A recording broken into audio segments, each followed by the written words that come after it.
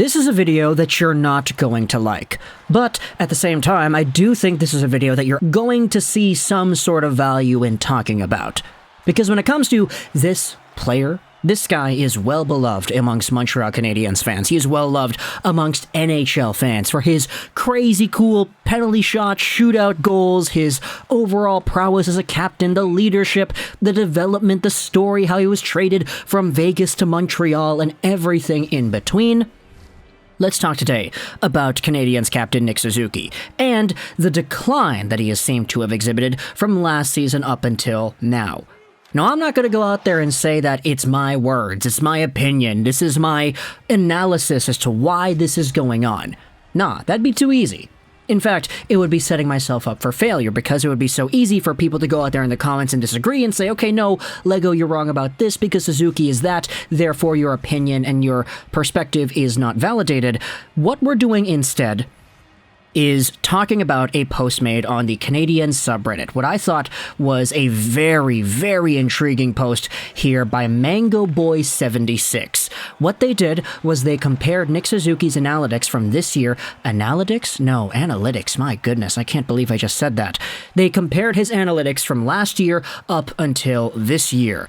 And what they essentially did was took a look at all the fancy stats, individual stats, goals per 60, assists, primary assists per 60, secondary assists per 60, points per 60, ISF per 60, all the other numbers that are out there, individual stats, power play stats, on-ice stats, as well as relative to teammate stats. And what this Reddit post did was it essentially compared Nick Suzuki from this year to last year. And there are some other comments here made by the same poster talking about the individual stats for some maybe unknown terms. FHH percent is shooting percentage on all unblocked shot attempts, aka Fenwick shots. Expected Fenwick shots are also their expected shooting percentage based on all unblocked shot attempts.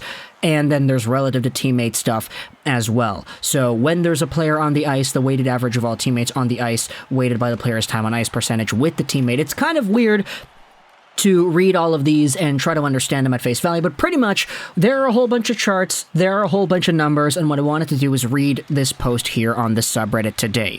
Link in the description so you can go ahead and give it an upvote, as I have done already, because MangoBoy76 did a very good job. They thought it would be interesting to compare Suzuki's stats this year to last, especially given the increase in points and all the unsustainable talk.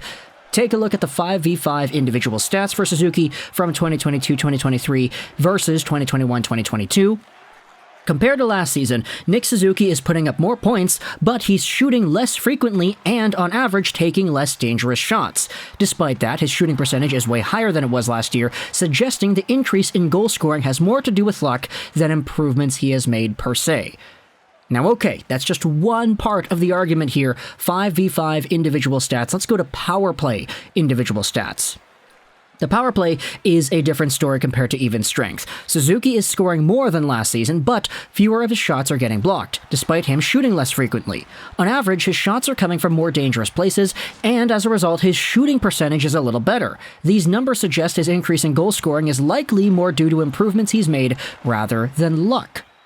So, Nick Suzuki is going from a position where last season you could debate, analytically speaking, that he's just getting a little bit luckier with the offense he's producing. On the power play, different story. He actually has made some improvements, and he's forcing more shot attempts from dangerous areas, and it's resulting in better numbers too. There also are write-ups and expanded charts for 5v5 on-ice stats. You can see that his goals for percentage is better this year than it was last year. Same could be said about his Corsi for. Power play on-ice stats, it's a lot better this year. His goals for percentage. The on-ice power numbers are interesting to the user over here. The power play with Suzuki on the ice has gotten way worse at scoring goals, generating shots, and creating shot quality, while at the same time it's gotten better at limiting shorthanded goals, shots, and scoring chances against. To me, the offensive drop is a lot more concerning than the improvements made in defense are encouraging. But how much of that is Suzuki's fault and how much of that is the system's fault is hard to fully comprehend. At least Suzuki's power play goal scoring seems to have improved, which is encouraging.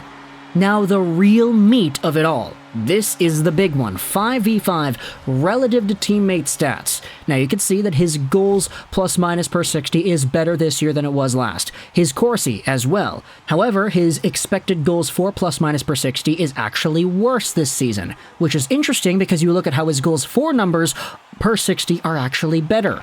This might not mean all too much to a lot of people who don't know too much about advanced analytics, but the real meat of it all, relative to teammate stats. Compared to last year, offensively, Suzuki is better with regards to on-ice goals, but he's worse when you take a look at shots and scoring chances. This suggests the goal scoring is unsustainable, and the increase in offense isn't likely due to improvements that Suzuki has made.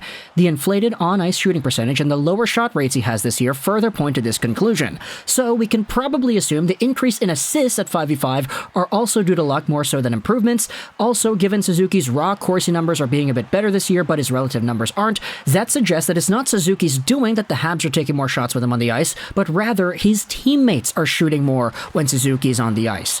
Defensively, Suzuki's doing better limiting shots, but worse limiting shot danger, so it's probably a wash overall. Definitely fair to say that he's taken a step back this year at 5v5.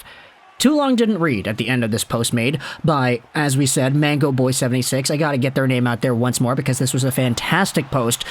Too long didn't read at the very end. Suzuki is doing worse at 5v5 both offensively and defensively compared to last year, but he's getting really lucky this year, hence the high goal and point totals. On the power play individually, he's doing better at getting himself into spots to score goals, and as a result, he's scoring more despite taking fewer shots.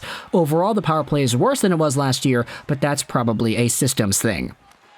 This gets even worse when you take a look at the top comment made on the post. Nice job, LaCoupe25 says. The last 10 or 12 games might have been a way different story. Worse in all categories, I'm sure. And then Mango Boy goes out there and says that the numbers have been really ugly across the board over the last 14 games where he has 1 goal and 5 points, especially compared to the entire season, where they already weren't all too great. He is shooting less in the stint that we've had the past little while here, which is really bad since his full season numbers are already a bottom 10 ranking among forwards for shot volume. He's also taking worse shots on average, and as a result, he's scoring less. There's also a little caveat, though, explaining how his on-ice expected goals for numbers are a little better in the last 14 games than they had been during the entire season, which is encouraging in and of itself, but there still are so many other numbers that are not great from the last 14 games in comparison to the rest of the whole season. Nick Suzuki this year, if you're wondering, has 34 points in 41 games played, on pace for 68 over a full 82, although a lot of his production came before this 14-game stint started out. The team is doing so much worse now than they had been for the rest of the year, where Caulfield, where Suzuki, where everybody else was scoring points and getting crazy numbers. It's been bad the last little while, and even if it's been tremendously bad in the past, let's say, 3 weeks or so, Nick Suzuki, holistically on the year, is still playing, technically, worse than before.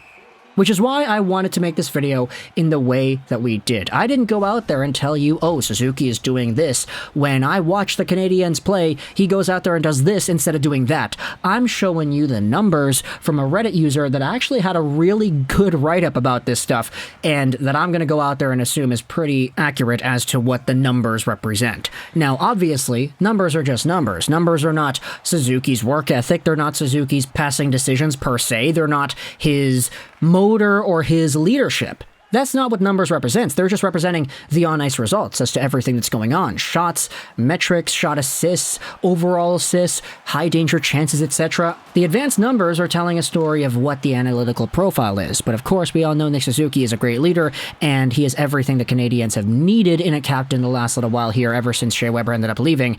And so for Nick Suzuki, we all kind of understand that he is a talented player. He's only 23 years old. He's going to get better as time goes on. But for right now, there has been somewhat of a decline. It's been apparent in the numbers, not even just the advanced numbers, but the goals and the assists. The guy only has 5 points in his last 14 games played and 3 points in his last 10. That's not great. If you do that point production, 3 divided by 10, multiply it out by 82, he is on pace for a season where he only scores 25 points in his last 10 games. If you mapped that out over 82, It's been bad for Suzuki, statistically. It's been bad for him analytically. But we all still know that there is a better future ahead to come. I just thought this would have been a great idea topic to go over because I did see it pop up on my Reddit feed and I was like, damn, that's a really well-written post. So again, shout out to the Reddit user who went out there and made this MangaBoy76. The link will be in the description if you want to go ahead and read everything in detail and see all the numbers for yourself. But I hope you enjoyed this video, and bye.